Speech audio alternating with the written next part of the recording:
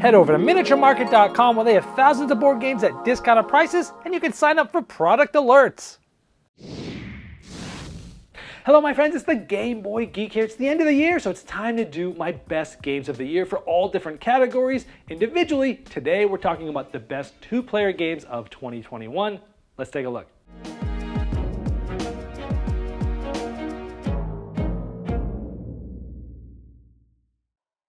Number 5.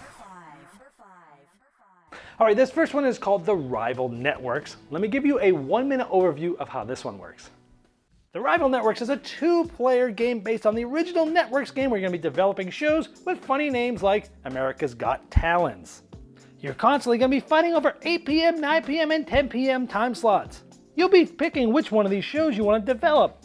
You'll be canceling shows into reruns in order to do this, and you'll be scoring different viewers. In this case, 5 because it's 10 p.m. And when we cancel a show, you'd start all the way over, and every one of these you pass, you'll get a viewer, which essentially are points. And if you have 3 of the same genre, no matter where on your board, you'll get a genre bonus like gaining a megastar, which you'll be able to attach to any show and move yourself up even more, gaining yourself even more viewers. You're trying to plan for long-term goals like winning the 9 p.m. slot or having more rating points and reality stars on your shows. Each turn you'll also be getting stars that will give you a certain amount of ratings depending on the genres that they're best at. You'll also be getting some advertising, which will give you some money that you can spending those money on special ability network cards that allow you to do very powerful things in the game. So over 3 seasons of the game, you're fighting over the time slots, you're adding talent, spending money, using network cards, and trying to have the most viewers in the end. All right, well, there you have it. This was a follow-up to the original game called The Networks, which was a multiplayer game about running your own network. And this is a two-player game about running your own network. Now, you can play the other one with 2 players, but this one's really designed for 2. And I really like this one because, I love the theme. I love the funny cards in there. I like the artwork. But I also like sort of the strategies in this game and the different things that you can do. And you're always paying attention to what your opponent's doing. You're always trying to figure out what they're doing. You're trying to maybe draft and stop them from doing certain things because that's what you're doing. A lot of the cards and things that you're trying to do, there's some sort of interesting strategies there where you can try to get your show to be just a really great one, or you can try to get shows in there and take them out fast and put new shows in there, give them new blood because they grow a lot faster right off the bat. But there's a lot of different aspects in this game that was just very interesting as to the tactics of it. There's different strategies. Having the different goals that you're going for will change what you're going to do.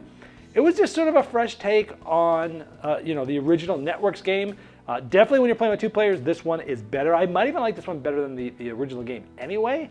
And it just, again, it offered just some interesting choices tactically against the 2 players, especially for what's hot right now. So that's the Rival Networks. Number 4. This next one is called Fairy Tale Inn. This is from Come On. Let me give you a 1-minute overview of how this one works. Fairy Tale Inn is a tactical 2-player abstract strategy game for ages 8 and up. You'll play with 5 of the 8 characters each game. On your turn, you'll be selecting one of these characters to drop into the Fairy Tale Inn, but the newer characters cost you coins, which is essentially points. And when you drop them, they face you, like this is the princess, and they gain you a coin, plus a coin for every other princess that's facing you, that's diagonally from that. But when the other player places, it'll be facing them, so you'll see illustrations like this. Pinocchio gives that player a point for every character that's touching it that you have that's facing you, plus some spots on the board give you coins like this.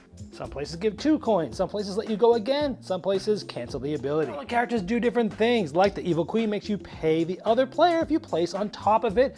The wolves get you 3 coins if you have more than the other player in the rows, and all of them do different things. Whoever has the most money in the end wins. Yeah, this game is so clever, it's basically like, Connect 4, kind of, because you're dropping things in instead of circles or squares, but you're trying to figure out the right way to drop those little, characters in for your strategy. It's so clever because some of the ones are just free, but the 2 newest ones cost you money, which essentially is points, and you're trying to sort of combo things together. You're like, oh, I get this princess and put it down here. Then later on, I can start building around and try to get some more, bunch of them diagonals and get a bunch. Or maybe you go with the pigs and you're trying to get one big sort of consecutive, contiguous area of them. Maybe you're trying to get a Pinocchio and put it right near everybody. Maybe you're trying to put the queen, the evil queen, so that They don't play something right on top because you want to play something on top there to get points, because maybe you're playing Little Red Riding Hood, who wants a lot of your pieces around it. It's very simple to the fact of like mechanically you're taking the pieces and you're just putting them in. But man, it's like such a clever little game because there's a decent amount of thought there. So if you're looking for like this quick 20 to 25 minute two-player game that's pretty simple mechanically, but also has a decent amount to think about at the same time, Fairy Tale Inn is a great one. Number 3. This next one is Great Plains. This is from the design team that came out with Mandala, one of my favorite two-player games ever. So when I heard about this, I had just bought a copy from Europe and had it shipped over because I was just so excited about it. I got an early copy before it even got out here, and I love it. It's so good. It's I can't think. This is essentially an area control game. And what you're trying to do is each game, there's a random set of hexes out. They're double-sided. You randomly put what side, you randomly put, what the orientation is. It's always like the same sort of, way that you configure them, but where they are changes the game. Because what you're trying to do is on your turn, you're simply placing one of your pieces, either, I think it's a snake and a fox, and you're placing them there, and you're trying to cover those yellow lowland spots, because at the end of the game, for each contiguous area of those yellow spots, whoever has more pieces there is getting as many points as there are hexes there. Even if you're not on a specific hex, if you have more in that area, you're getting it. If there's a little waterfall there, you're getting an extra point. But the problem is your opponent is doing that too, and you even draft as to where you're starting in the caves at the beginning of the game. But there's also places that don't gain you points, but they gave you abilities, like being able to move 2 spots, or being able to fly over a mountain as the eagle, or the bear allowing you to push the other player out of the way and sometimes off the board. It's a very simple game. I can't think of a 10 to 12 minute area control game that does it this well. I can't think of a 10 to 12 minute area control game anyway. But this is just, it's so good. It's so simple, but it's tense. And every game feels a little different because of the way it's set up. And it's like every turn you do something, you're not doing something else that your opponent is probably trying to do. It's a very clever two-player, just in-your-face area control game, about as quick as you can think. But man, is it good. It has lots of great decisions, very replayable. Great Plains. Number 2. This next one is called either Botanic or Botanic. I've heard it said both ways. But in this game, essentially you're a botanist and you're trying to create a network of water to go into different plants and such. Now, in this game, it's very interesting because, you're trying to build a network to score you a lot of points. There's different colored tiles, and you're trying to get them linked together, because if you can link together 3 or more tiles of the same color, each of those tiles is going to be worth a point. So if you have 2 of them, they're not worth anything. If you get 3 of them or more, they're each worth a point. So you're trying to put together tiles of the same color, but your opponent knows that and they're trying to keep those colors from you. But also, the way that you draft these are very interesting, where you draft a tile and you're either going to put it on your side or in the middle. And it's such a clever mechanism because you're trying to gain the tiles that you want, but you're also trying to keep the tiles away from your opponent. Although sometimes there's clever things you could do to force a tile to be released for your opponent that they're not ready to place yet, that they've been doing some longer term planning for, and now they have to place it. It has some really interesting mechanisms of drafting and forcing and timing, but it's basically like a tile placement game with a very interesting selection mechanism. It's clever. It's like 25 minutes, 30 minutes, but it is so good. Just that drafting mechanism and the way that the tiles come off. Go watch my full review to see how this totally works, but this is just such a clever network building game, 2-player in your face, Botanic. Number 1. All right, here we go. My number 1 2-player game of the year. Now this is a game from designer Bruno Cathala, and it's called Sobek 2 Players. Here's a 1-minute overview of how this game works. Sobek 2 Players is a set collection game where you're going to be collecting different types of goods, but also using special characters for special abilities. And at the end, you're going to be adding up all your different sets, the number of tiles times the number of scarabs, and you're going to be adding numbers of coins that you get from this bag throughout the game. You're going to be collecting tiles by moving the Ankh in the direction, but then setting it in the direction that tile talks about. You can play a character for your turn and do all sorts of cool things, like grabbing any tile in the entire board or getting a bunch from the stack. Or on your turn, maybe you're selling a set and you need at least 3 of them to sell. And if you're a little short, you can use a character that has that type of good as part of that set.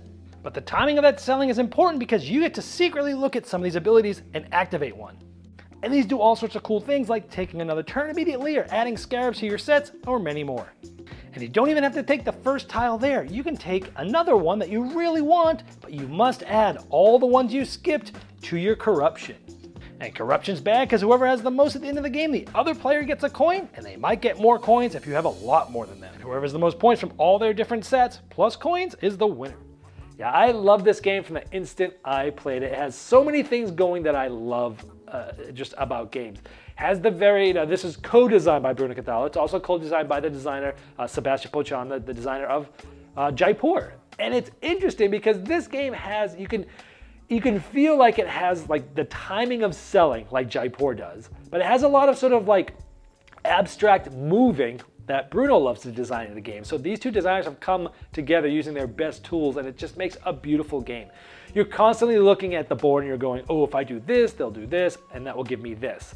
And you're thinking 2 or 3 turns ahead. You're trying to figure out what do you want, but what are you setting your opponent up for when you move that Ankh and you take that tile? Also, do I want to take this tile for free, or do I want to really take this one and take some corruption, which might be worth negative points? Do I want to try to get a little bit of random pressure luck with trying to get some of those coins? When do I want to sell? Do I want to sell now to get the better special abilities? Or do I want to wait off and try to wait for a bigger set because you need at least 3 of them to sell? There's so many things to think about in this quick game. It's 30 minutes long. That's it. But there's so much tension. There's so many things to think about. So many different ways to skin the cat in this one. There's just so much. There's a ton of depth for how easy this game is to teach and play. The short-term gain versus the long-term planning versus the timing versus saying when that game's going to end or whether it's not. Oh my gosh, this game has so many great things. If you want to see more, go see my full review at Sobek 2 Players. All right, well, there are the best 2-player games of the year. By the way, for that last one, Sobek 2-player, Pandasaurus is going to be bringing this game to North America in the first quarter of 2022. This has been the Game Boy Geek, breaking down barriers, growing relationships through board games, and helping you find the next one you'll love.